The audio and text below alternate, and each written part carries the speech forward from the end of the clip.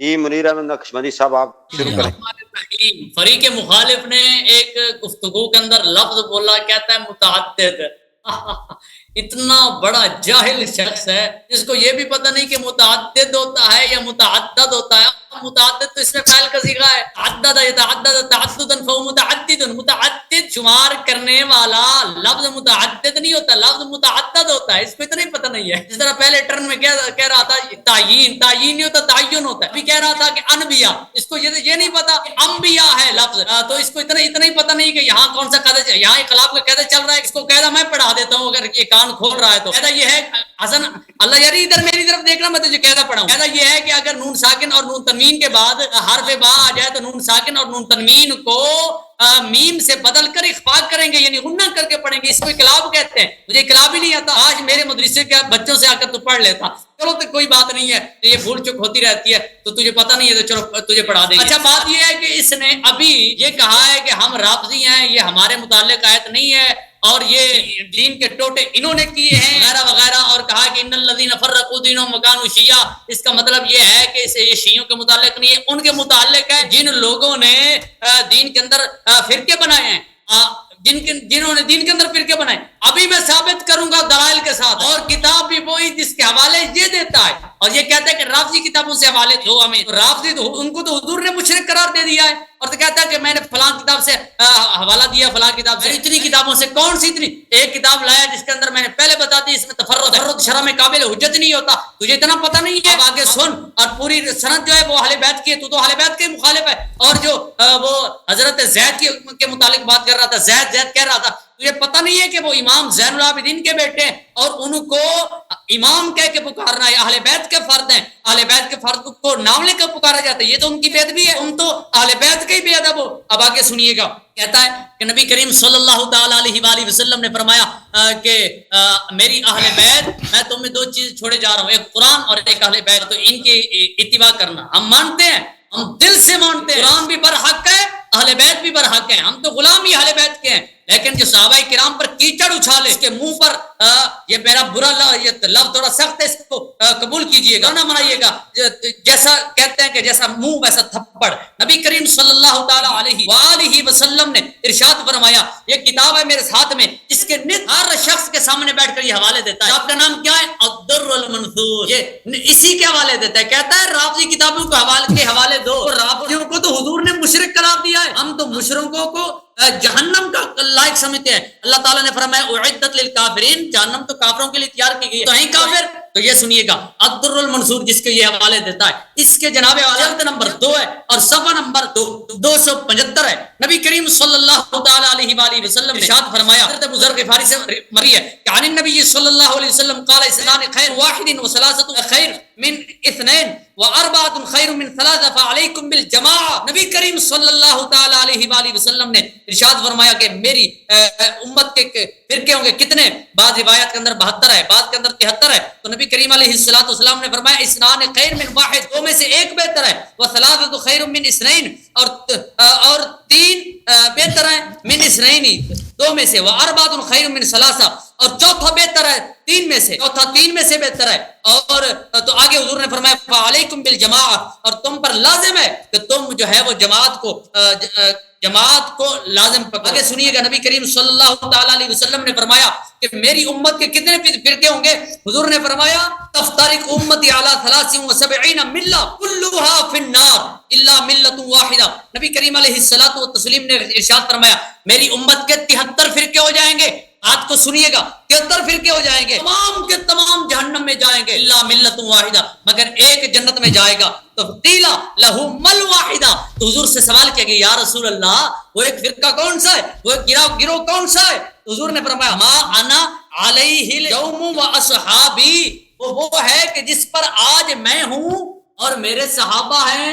آنکھیں کھول حسن اللہ یاری، ادھر دیکھنا ذرا میری طرف، ادھر دیکھ فرمایا وہ ہے جس پر میں ہوں آج اور میرے صحابہ ہیں۔ حضور نے فرمایا، اور اس سے معلوم یہ ہوا، سرکار نے یہ فرمایا کہ اہل بیت اور صحابہ میں کوئی فرق نہیں ہے۔ یہ حضور فرما رہے ہیں اہل بیت کی کی پیروی کرنا. کئی حضور فرما رہے ہیں کہ صحابہ کی پیروی کرنا. اس کا مطلب ہے نہ صحابہ اہل بیت سے جدا ہیں نہ اہل بیت صحابہ سے جدا ہیں.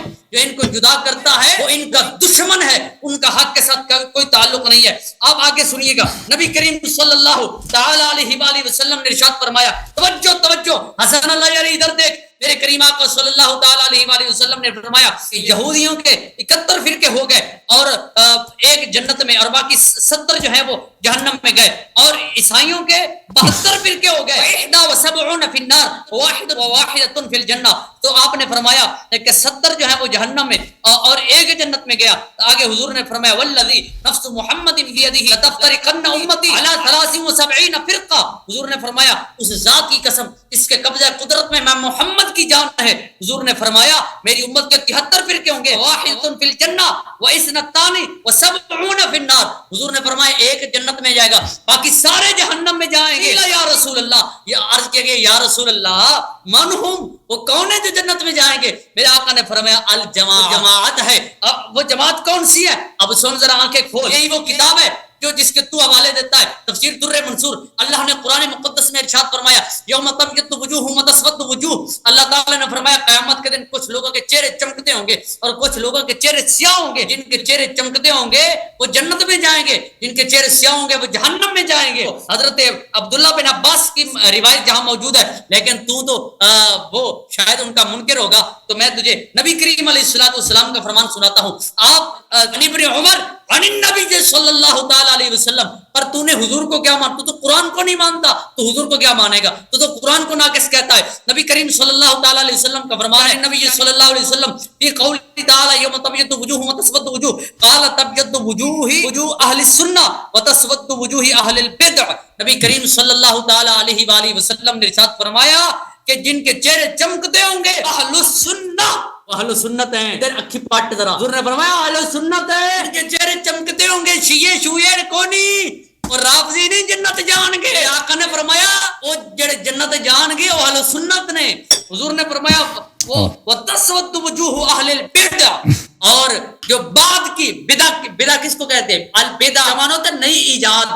مطلب کیا ہے, جو شیعہ رافضی حضور کے دور میں نہیں تھے, یہ بعد کی ایجاد ہے, اور جو بعد کی ایجاد ہوتی ہے نا, وہ حضور نے فرمایا وہ سارے کے سارے جہنم میں جائیں گے, ان کا جنت کے ساتھ کوئی تعلق نہیں ہے. اور جو حضور کے بعد پیدا ہوا ان کے چہرے سیاہ ہوں گے. اللہ رب العالمین جل جلالہ نے قرآن مقدس کے 4 پارے کے اندر یہ بیان فرمایا. توجہ ذرا آنکھیں کھول. اللہ تعالی نے فرمایا اما الذین اسودت وجوہہم اکفرتم بعد ایمانکم فذوقوا العذاب بما کنتم تکفرون. فرمایا جن کے چہرے سیاہ ہوں گے تو ان کو اللہ تعالیٰ فرمائے گا اکفرتم بعد ایمانکم, تم نے اپنے ایمان کے بعد کفر کیا, فذوقوا العذاب, چکھو ذرا عذاب. تمہیں پتہ چلے کہ کیویں رافضی بنیندا ہے, کیویں مشرک بنیندا ہے, کیویں شیعہ بنیندا ہے, تے کیویں اہل سنت تو چھڈیندا ہے, تے کیویں چینل تے بیٹھ کے کھیندا ہے کہ سارے سنیت اہل سنت سر جھک گیا. شرم تو, اگر جواب ہے تو اب جواب دے. حضور نے فرمایا اہل سنت کے علاوہ سارے جہنم میں جائیں گے. فرمان رسول ہے اور اللہ کے پاک قرآن کی تفسیر ہے. اور تفسیر کس نے کی؟ تفسیر پاک محمد مصطفیٰ نے کی. میری تفسیر بیان کردہ غلط ہو سکتی ہے, ساری کائنات کے مفتیوں کی تفسیر کردہ غلط ہو سکتی ہے, اللہ کے محبوب کا بیان کردہ ایک لفظ کا نقطہ بھی غلط نہیں ہو سکتا.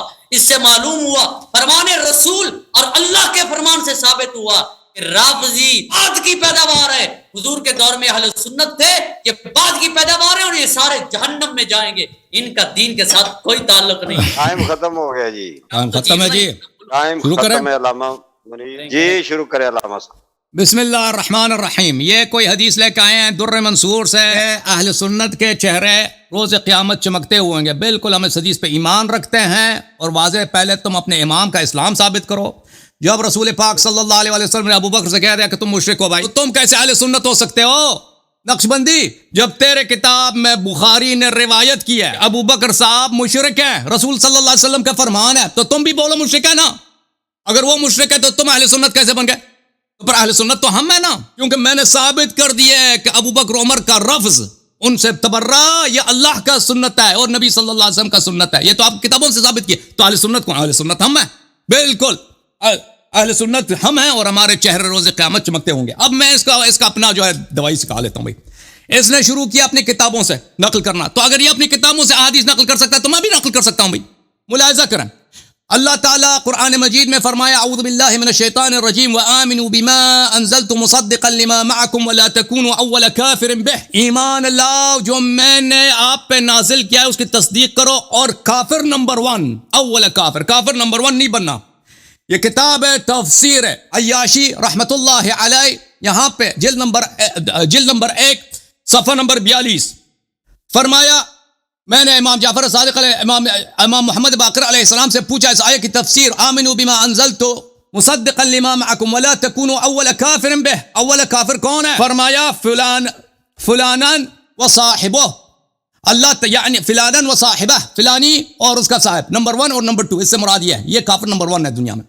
ومن تبعهم ودان بدینہم, اور جو ان دونوں کی پیروی کرے اور ان کے اتباع کرے اصول اور فروع میں, یہ کافر نمبر 1 ہے. قال اللہ یعنیہم ولا تکونوا اول کافر بہ, اس کا کافر نمبر 1 نہیں بنا. وہ کون ہے جس کا آپ کافر نہیں بن سکتے؟ یعنی علی علیہ السلام, وہ علی علیہ السلام ہے جس کا انکار کیا تو آپ کافر نمبر 1 بن گئے. وقال الذی ظن انہ ناج منہما اذکرنی عند ربک, قرآن مجید میں سورہ یوسف میں ہے کہ یوسف علیہ السلام نے 7 والے قیدی سے کہہ دیا کہ تم مجھے اپنے رب کے سامنے یا بادشاہ کے سامنے مجھے ذکر کرنا. تو رب جو ہے انسان کے لیے استعمال ہو سکتا ہے, قرآن میں استعمال ہے. یوسف علیہ السلام نے فرعون کو اس کافر کا رب بولا. وَيَعْبُدُونَ مِن دِينِ اللَّهِ مَا لَا يَنفَعُهُمْ وَلَا يَضُرُّهُمْ وَكَانَ الْكَافِرُ عَلَى رَبِّهِ ظَهِيرًا, صفحہ نمبر سورہ فرقان آیہ نمبر 55. ملاحظہ کریں تفسیر قمی علی ابن ابراہیم رحمۃ اللہ علیہ جزء ثانی, یہاں پر صفحہ نمبر 115 میں علی ابن ابراہیم نے روایت کیا وَكَانَ الْكَافِرُ عَلَى رَبِّهِ ظَهِيرًا قَالَ الْكَافِرُ الثَّانِي كَانَ عَلَى أَمِيرِ الْمُؤْمِنِينَ ظَهِيرًا. اللہ تعالیٰ فرمایا وَكَانَ الْكَافِرُ عَلَى رَبِّهِ ظَهِيرًا, کافر اپنے رب کا دشمن تھا. کافر سے مراد نمبر 2 ہے آپ کا خلیفہ نمبر 2. اس کا رب کون ہے؟ اس کا رب امیر المؤمنین علیہ السلام ہے. یہ کافر نمبر 2 میں نے قرآن سے ثابت کیا کہ لفظ رب انسان کے لیے استعمال ہوا ہے. اچھا, اس نے اپنے رب کا دشمن تھا, اپنے مولا کا دشمن تھا, نمبر 2. یہ قرآن کی آیت کی تفسیر ہے اہل بیت علیہ السلام کے نزدیک.